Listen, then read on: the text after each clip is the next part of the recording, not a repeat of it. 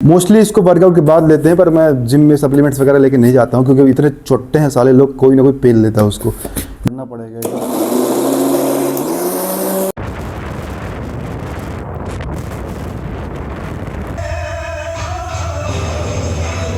Hello guys, नमस्ते, कैसे हैं आप लोग? आप लोगों का स्वागत है मेरे चैनल पे और मेरे एक नए ब्लॉग पे। अगर आपको मेरी वीडियो पसंद आती है तो एक लाइक और सब्सक्राइब और कमेंट ज़रूर करके जाना। तो चलिए चलते हैं जिम। उससे भी पहले मैंने एक जब वीडियो बनाई थी अपने प्रोटीन शेक के ऊपर, तो कई लोगों का कमेंट्स आया था कि कैसे उसमें क्या क्या मैं डालता हूँ, क्या क्या नहीं डालता हूँ।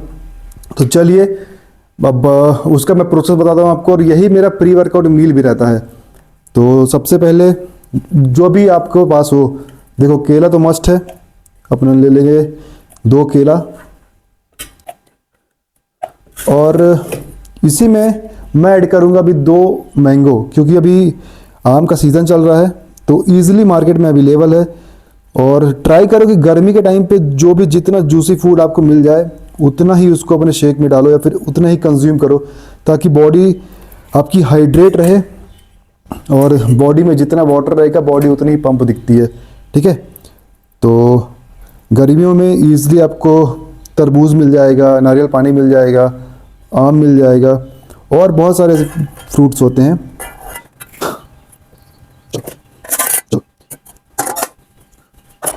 तो गाइज ये तो हो गया हम लोग के फ्रूट्स। अब मैं इसमें डालता हूँ पीनट बटर। ये कोई स्पॉन्सर दिया नहीं मेरे को, तभी तो मैं ऐसे ही हाथ से छिपा छिपा के खाऊंगा इसको। तो 2 स्कूप डालना है और ये लगता है 2 ही स्कूप बचा ही है मेरे पास।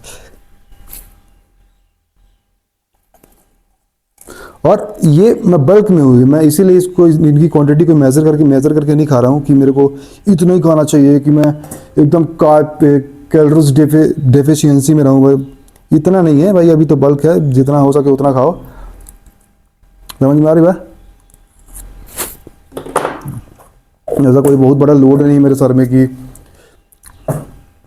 इतनी ही कैलोरीज खानी है। और ये है ग्लूटामाइन। मोस्टली इसको वर्कआउट के बाद लेते हैं, पर मैं जिम में सप्लीमेंट्स वगैरह लेके नहीं जाता हूँ क्योंकि इतने छोटे हैं साले लोग, कोई ना कोई पेल लेता है उसको।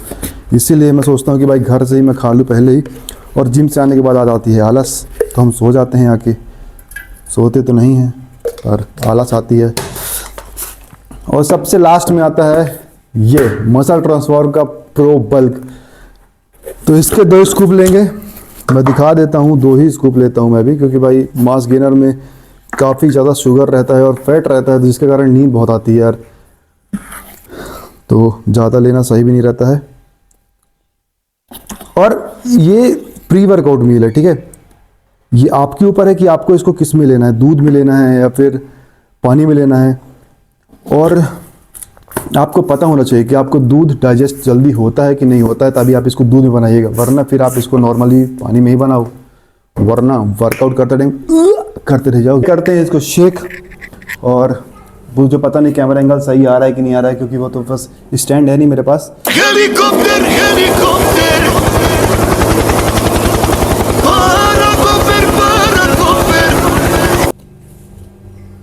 अभी थोड़ा सा और हमको इसको रगड़ना पड़ेगा।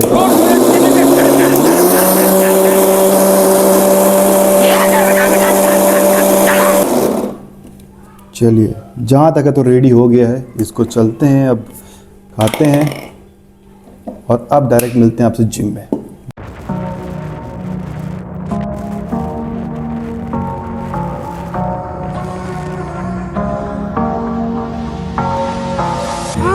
तो गाइस हम लोग पहुंच चुके हैं जिम और आज हम लोग कर रहे हैं बैक टू ट्रेन। तो हमारा ये पहला वर्कआउट है लेट पुल डाउन।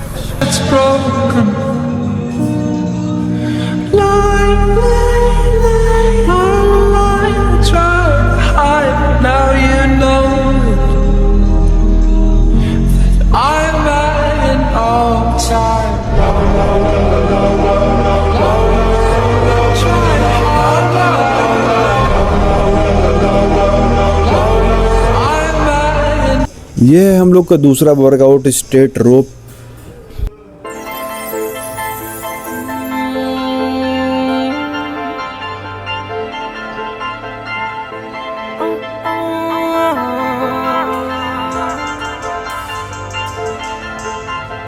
और ये है हम लोग का तीसरा वर्कआउट और one of the best exercise मेरे को लगती है अपने बैक के लिए, chest supported incline dumbbell rowing.